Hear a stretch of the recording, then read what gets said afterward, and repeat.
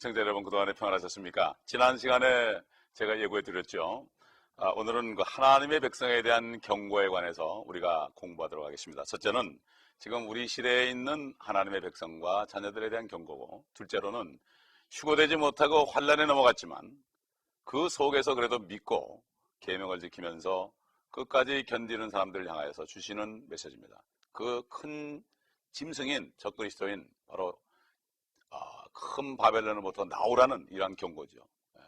지금 시대도 마찬가지로 큰 바벨론이 될 이 로만 캐토릭으로부터 나와서 참 그리스도의 교회 안에 들어오라는 이러한 경고로 우리가 받아들일 수가 있습니다. 그런데 이 18장, 이제 17장, 18장, 이제 17장은 끝냈죠. 근데 18장에는 본격적으로 이제는 어떻게 이 음녀, 창녀인 그 종교 집단이 결국 멸망하게 되는 것인가. 여기에 대해서 정확하게 이제 나오고, 그들이 어떤 정체라. 바로 이 도성들, 이 적그리스도를 나타내는 이 도성들의 특징이 어떤 것인가, 이런 것들을 우리가 살펴볼 수 있는데, 우리가 먼저 이 사람들은 사실은 종교적인 집단이라지만 실질적으로는 교회가 아니고 상업적이고 정치적인 세력이라는 것을 알아야 됩니다. 바티칸 제국이지, 바티칸이 어떤 사실은 따져보면 종교 그리스도인들이 아닙니다. 그렇기 때문에 우리는 이것을 잘 알아야 됩니다.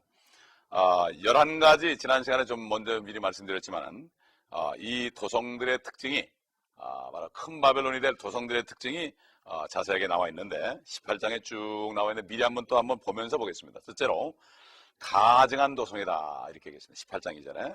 그리고 술 취한 도성이다, 18장 3절에 나오죠.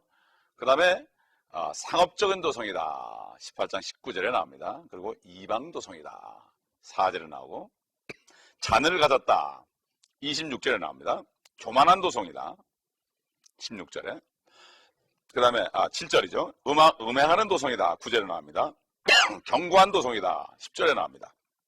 그리고 부유한 도성이다, 12절에 나오죠. 그리고 사형 선고받은 도성이다.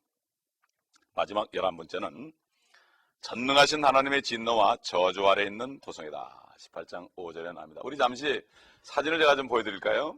사진을 보여드리는데 여러분 참고로 보여드리겠습니다. 여러분 아마 놀라실지 모르겠지만 이거는 2차 대전 때 실질적으로 있었던 얘기입니다. 한번 사진을 보시기 바랍니다.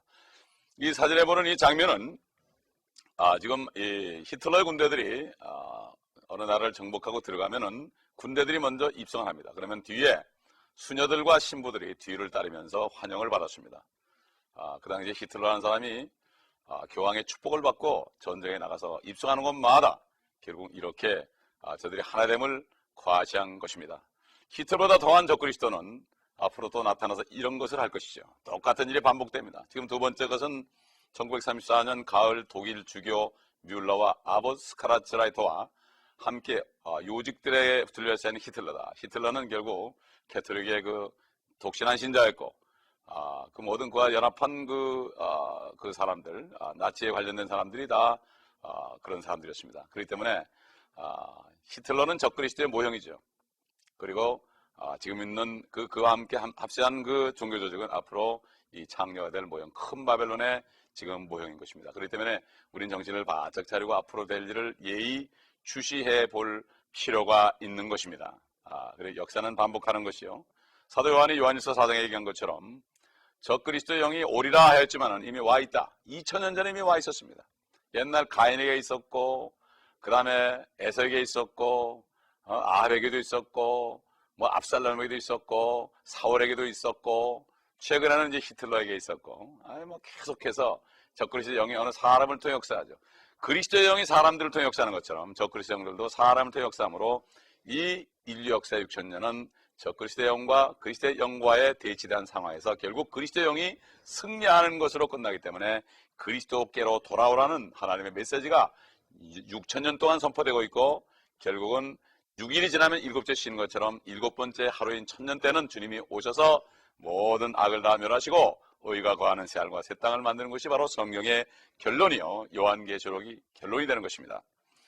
완전히 지금 우리가 본 것은 아까 본 11가지 특징은 로마 교회의 모습이고, 이 모든 사항에 해당될 만한 도성들은 찾을 수 없습니다.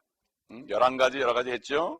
그런 가증하고 술 취하고 상업적이고 이방적이고 잔을 가졌고 교만하고 음행하고 경고하고 부유하고 이만큼 부유한 곳이 없습니다. 그리고 사형 선고 이미 받은 심판받은 도성이요 전능하신 하나님의 진노 아래 있는 저주받은 도성, 이런 도성은 세계 방방곡곡을 아무리 인공위성을 타고 통화에 사진을 찍어봐도 단 한 군데밖에 없습니다.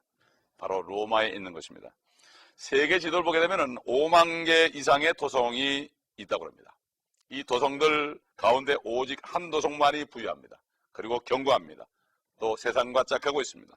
신비적입니다. 양초가 있죠. 거기에 여러 가지 묵주가 있죠. 불교하고 다를 게 없습니다.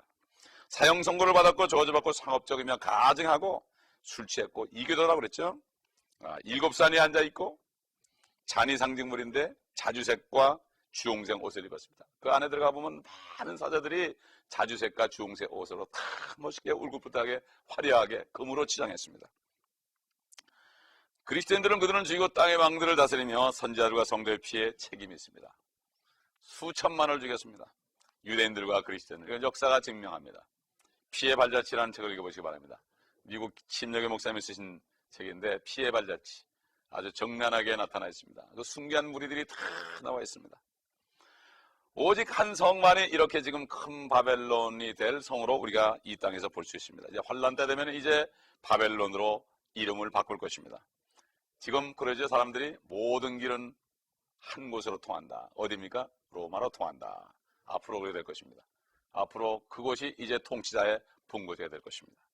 우리 계속해서 우리 요한계시록 18장을 한번 말씀을 통하여 한번 보도록 하겠습니다. 하나하나 보도록 하겠습니다. 아까 11가지는 말씀 전체를 봤지만 이제 하나하나 말씀을 통해서 한번 보겠습니다. 18장 1절 이 일들 후에 내가 보니 또 다른 천사가 큰 권세를 가지고 하늘에서 내려오는데 땅이 그의 영광으로 환하여지더라. 참 여기 그 17장 18장 계속해서 우리가 이 여자가 이제 죽는 것에 관해서 즉 바벨론이 무너지는 장면에 이제 관해서 우리가 볼 건데 이미 사실 16장 19절에 있었던 일이죠. 이게 뭔가 하면은 반복되는 게 아니라 이 환란이 결국 네 가지 국면으로 했기 때문에 이것이 순서적인 것이 아니라 동일한 사건을 다룬 거라는 걸 여러분 아셔야 됩니다. 사복음이 예수님에 대한 묘사가 다 다르지만 그게 하나의 묘사인 것처럼 순서적인 것이 아니라 한 묘사를 한 사건을 다른 면을 다룬 겁니다. 그렇기 때문에 여러분 요한계시록 16장 19절 한번 미리 한번 또 복습해 보면은 이렇게 돼 있죠. 또 그 큰 도성이 세 부분으로 갈라지고 민족들의 성읍도 붕괴되며 큰 바벨론이 하나님 앞에 기억되었으니 이는 그녀에게 그분의 맹렬한 진노의 포도주 잔을 주기 위함이라.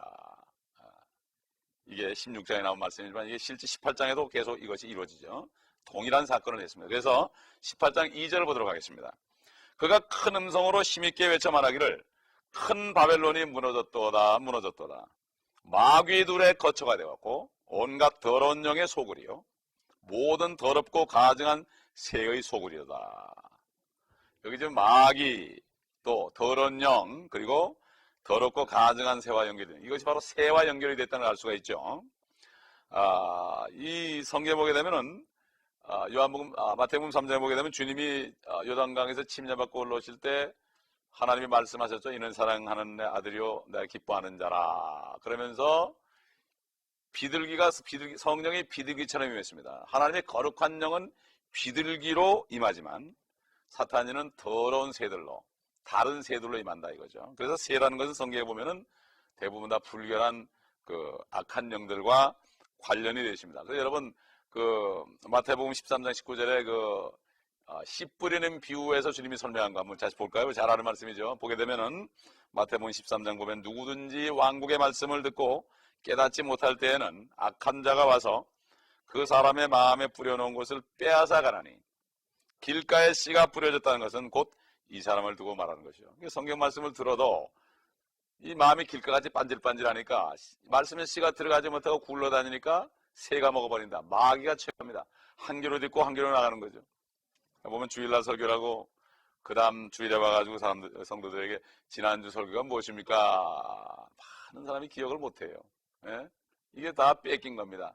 그러므로 도둑은 도둑질하고 죽이고 멸망시킵니다. 도둑이 누굽니까? 마귀입니다. 마귀가 뭘 도둑질합니까? 말씀을 도둑질합니다. 말씀이 도둑질 당하면 죽는 겁니다. 멸망당하는 겁니다. 말씀 중에서도 구원받는 말씀, 복음의 말씀을 빼앗기면은 영생을 받지 못하고 멸망하게 되어 있습니다. 요한복음 3장 16절을 빼앗기면은 결국은 구원을 못 받는 것입니다. 그렇기 때문에 이 말씀을 받아들일 때 말씀 안에 생명이 있어서 말씀으로 거듭나는 것입니다. 사도 베드로가 그렇죠. 너희가 거듭난 것이 썩어질 씨로 된 것이 아니라 썩지 않고 영원히 있는 하나님의 말씀으로 되었느니라. 말씀이 바로 태초에 계셨고 말씀이 하나님과 함께 계셨고 말씀이 하나님이신데 그 말씀 안에 생명이 있었는데 이 말씀은 사람들의 빛이라고 사도 요한은 증거했습니다. 그 말씀이 육신이 되어 우리 가운데 있으니 바로 예수라는 이름으로 사람이 되니까 하나님이 사람이 되니까 우리가 그 영광을 보니 아버지의 독생자의 영광으로 은혜와 진리가 충만하더라. 그분을 영접하는 자는 하나님의 자녀가 된다고 그러십니다. 얼마나 쉽습니까? 사탄이는 어렵게 생각하게 합니다. 결국 여기 새는 하나님의 말씀을 훔치는 바로 새로 비유된 것을 볼 수가 있습니다. 겨자씨 비유 여러분 아시죠? 겨자씨 비유에서도 보면은 마태복음 13장 31절 32절 보면은 거기 나오죠. 어떤 사람이 천국은 어떤 사람이 가져다가 자기 밭은 세상이죠. 뿌린 겨자씨 하나를 같으니 믿은 것 같죠. 그것은 참으로 모든 씨보다 작지만 자라나면 푸성기보다 커지고 나무가 되면 나무를 교회로 볼 수가 있죠. 공중의 새들이 와서 그 가지에 보금자리를 만드느니라. 여기 보면 그리스도인들이 와서 보통 얘기하는데 이거는 사실 틀린 겁니다. 그렇기 때문에 우리가 그렇게 배웠지만은 공중의 새들은 뭐죠? 사탄의 더러운 영들이 와서 교회에 기슬 드린다.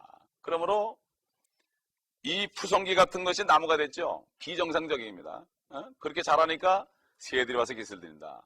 교회에 잘못된 교리가 들어오게 되고 그렇게 되면은 결국 필요 이상으로 커지니까 결국은 거기에 새들이 깃든다. 더러운 영들이 깃들어서 많은 사람들을 죄악으로 끌고 갑니다. 이것을 우리가 알기 때문에 대형화를 추구하는 것이 결국 좋은 것이 아닙니다. 대형화 시대가 되어 있습니다. 대형화가 되면 거기 누가 숨어들어오는지 모릅니다. 그러므로 아이들이 큰 대형화된 교회에서 잘못하면 잘못된 아이들 마수에 걸려서 잘못된 걸 많이 봅니다. 하나님의 목자들은 자기 양들을 다 볼 수 있어야 됩니다. 볼 수 있으면서 그들을 다 관찰하고 이리가 올 때 그들을 쫓아내고 그 양떼들을 먹이고 또 병을 고쳐주고 하나 그들을 인도해야 될 책임이 있습니다. 이게 바로 참된 목자의 사인 것을 우리가 볼 수가 있습니다. 그러므로 대개 이렇게 해석을 하지만 이 새들은 그리스도인들이 아니라 공중의 권세 잡은 그 악한 귀신들이다 하는 것을 알 수가 있죠. 우리 전도서 10장 20절에 봐도 이런 말이 있죠. 이는 공중의 새가 그 음성을 전하고 날짐승이 그 일을 퍼뜨릴 것입니다. 결국 공중의 새들이 좋지 않은 일을 할 것을 얘기했습니다. 결국 귀신들은 귀신들의 영적인 세계에서 그 영적인 교통과 직관되는 것이고 더러운 새들은 특히 귀신들과 같은데 그 새들은 절대로 그리스도인이 아닙니다. 그럼 이 성경을 잘 우리가 보아야만 되는 것입니다. 우리 계속해서 계시록 18장 3절 4절을 보겠습니다. 이는 모든 민족들이 그녀의 음행으로 인한 진노의 포도주로 취한 까닭에 땅의 왕들이 그녀와 더불어 음행하였고 또 땅의 상인들은 그녀의 사치의 풍요함으로 부유하게 되었도다라고 하더라. 또 내가 들으니 하늘에서 다른 음성이 나서 말하기를 나의 백성들아 그녀에게서 나오라. 그리하여 그녀의 죄들의 동참자가 되지 말고 그녀의 재앙들도 받지 말라. 하나님의 명령입니다. 나의 백성들, 그럼 첫째는 유대인입니다. 그런데 그리스도인들에게도 영적으로 적용할 수가 있습니다. 결국 그리스도인들이 로마 교회에서 나와야 된다고 지금 말씀하는 것입니다. 이 말씀을 듣는 길은 복된 자들입니다. 듣는 길은 복된 자들입니다. 우리는 하나님의 말씀을 따라가야 되지 어떤 사람의 말도 따라가면 안 됩니다. 옛날 베레아에 있는 사람들은 사도 바울이 설교를 했지만 그게 정말 하나님의 말씀이 있는가 없는가 확인하고 따랐지 절대로 그냥 따르지 않았습니다. 유명한 사람이라고 해서 절대로 말을 따르면 안 됩니다. 아무리 높은 사람이라서 말을 따르면 안 됩니다. 유명한 목사라고 말을 따라도 안 되고 유명한 사제라고 말을 따라도 안 되고 교황의 말도 따르면 안 됩니다. 하나님의 말씀만을 따라가야 됩니다. 이것이 바로 그리스도인입니다. 말씀이 바로 하나님이시기 때문입니다. 그렇기 때문에 이 말씀에 내 백성아 거기서 나오라고 그럽니다. 지금 요한계시록 17장 18장을 보시고서도 이것을 깨닫지 못한다면 눈이 멀어 있는 것입니다. 눈을 뜨시기를 바랍니다. 바디메오는 사실 영적인 눈이 떠야 했습니다. 예수님을 향해서 다윗의 자손 예수여 나를 불쌍히 여겨달라고 그랬습니다. 그러나 영적인 눈은 띄었지만 육신적인 눈은 멀었습니다. 그러나 그 당시에 예수님을 따라가던 사람들은 수많은 사람들이 있었습니다. 제자들을 포함해서 수많은 사람들이 있었지만 그들은 육적인 눈은 열렸지만 영적인 눈은 닫혀서 그 예수가 바로 하나님인 것을 몰랐습니다. 그러나 이 바데메오는 소경이었지만은 육신적인 소경이었지만 영적인 눈이 열렸기 때문에 그가 지나갈 때 바로 그가 다윗의 자손으로 오시는 하나님의 아들 예수 그리스도라는 것을 알았습니다. 그는 눈이 뜨이자마자 주님을 따라갔습니다. 여러분은 어떻습니까? 육신적인 눈이 띄었습니까? 영적인 눈이 띄었습니까? 어떻습니까? 우리는 영적인 눈이 띄어야 됩니다. 이 말씀은 영적인 눈을 통해서 볼 수 있습니다. 눈이 있어도 보지 못하고 귀가 있어도 듣지 못하는 것은 욕심을 가지고 하나님을 믿지 않고 하나님의 말씀을 아예 믿지 않으려고 마음을 닫는 사람들에게는 하나님이 눈을 가려놓고 귀를 막아 놓습니다. 이게 바로 저주인 것입니다. 여러분 다 영적인 눈이 뜨시기를 예수 그리스도의 이름으로 축복을 드리겠습니다. 제가 이렇게 기원을 하겠습니다.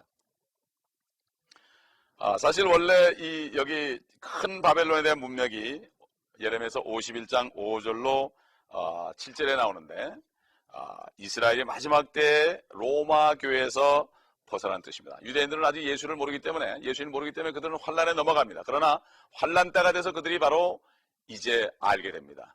적그리스도가 유대인으로 올 겁니다, 분명히. 그래서 그들에게 7년 평화적을 먹고 그들을 잘 대해주다가 나중에 후 3년 만에 되면은 성전에, 예루살렘에 재건된 성전 안에 들어가서 내가 하나님이라고 그럴 때 그들이 속은 것을 알고 그때 비로소 난리를 치고 도망을 갑니다.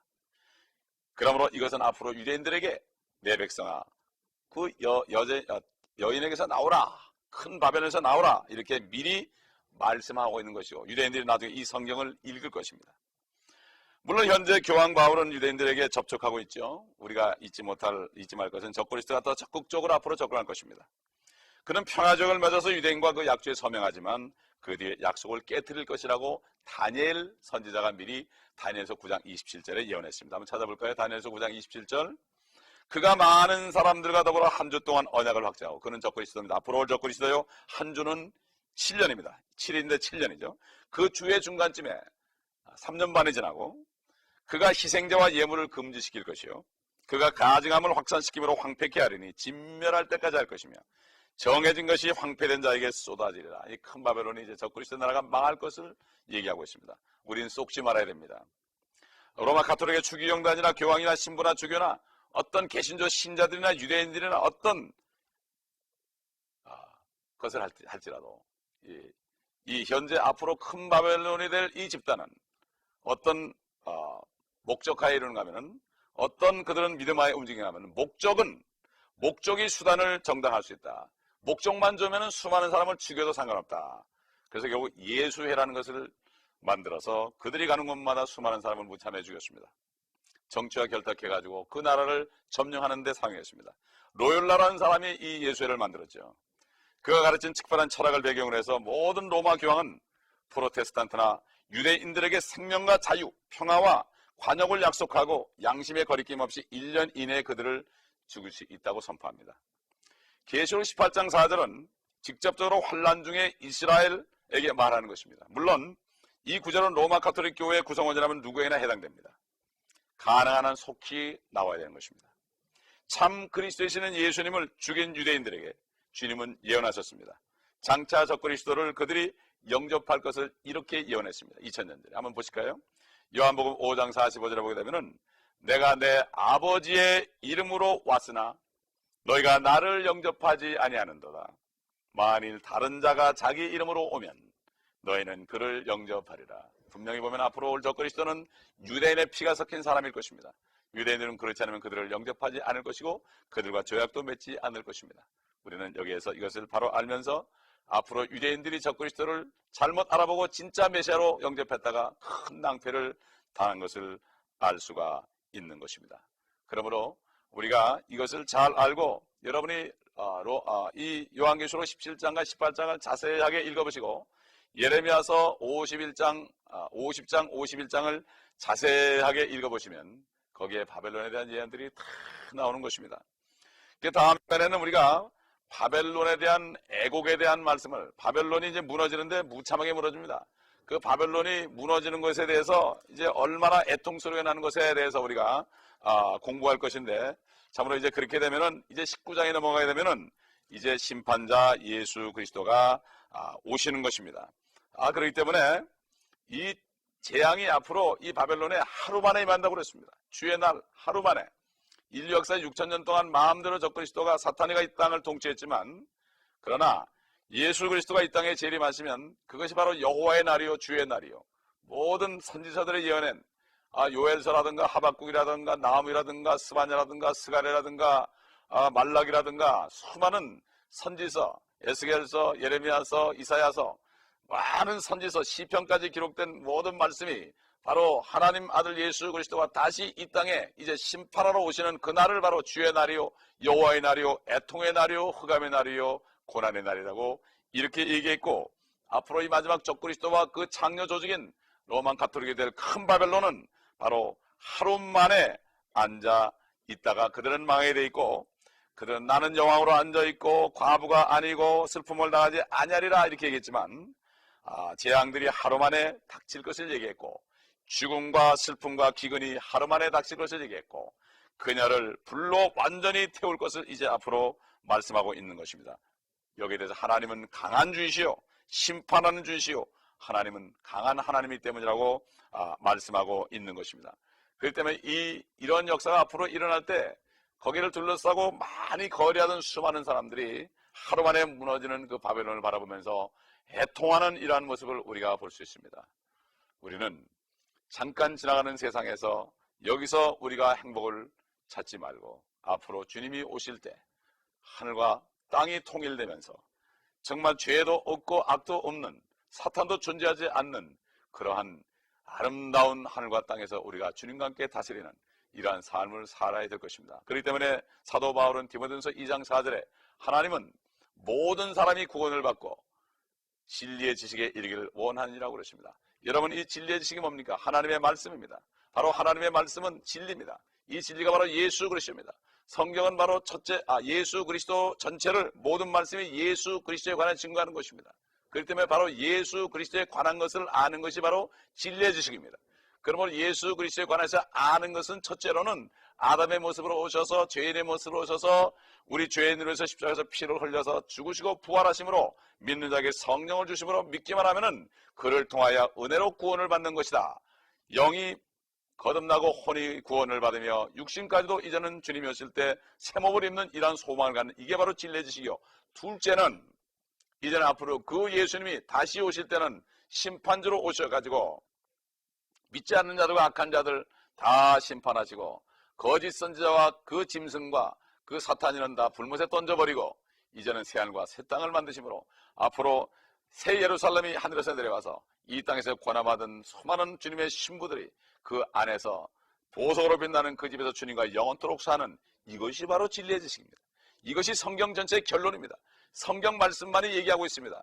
그러므로 이 성경은 반드시 이루어지기 때문에 과거, 현재, 미래, 역사책이라고 그랬습니다. 그러므로 여러분, 이것은 분명히 이루어집니다. 하나님이 말씀한 것은 더딜지라도 이루어집니다. 태초에 천지를 창조하실 때 빛이 있으라고 그럴 때 빛이 있었습니다. 하나님의 말씀은 시간 문제지 분명히 이루어지는 것을 여러분 알아야 됩니다. 여러분, 누구를 믿겠습니까? 모든 사람은 거짓말쟁입니다. 그러나 하나님만 참되십니다. 참되신 진리의 말씀을 여러분 받아들이시고 이 한 권밖에 없는 주신 이 성경 말씀, 이 말씀을 다 읽고 소화해서 하나님의 나라의 영적인 세계에 대해서 우리가 완전히 알아야만 이 땅에서도 옳은 삶을 살 수가 있고 앞으로 진정한 소망 속에 살 수가 있습니다. 내 백성이 지식이 없어 망한다고 그랬습니다. 구원은 받았을지라도 지식이 없으면 이 땅에서 성공적인 삶을 살지 못하고 영원함을 준비하지 못하고 이 땅에서 먹고 마신 것 때문에 고통받다 삽니다. 주님이 말씀하셨던 까마귀를 봐라. 까마귀는 곡식을 모아드리지 않아도 하나님께서 먹여 살린다고 그랬습니다. 여러분, 먼저 하나님 나라 구원을 구하십시오. 그러면 이 모든 먹을 것과 입을 것을 공급하십니다. 창조주의 말씀을 믿으시기 바랍니다.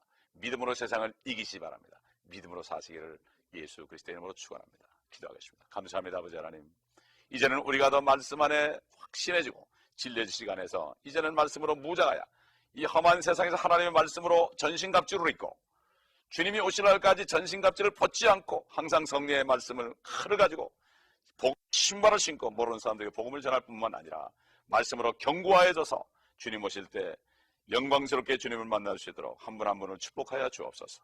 주 예수 그리스도 이름으로 감사하며 기도합니다. 아멘.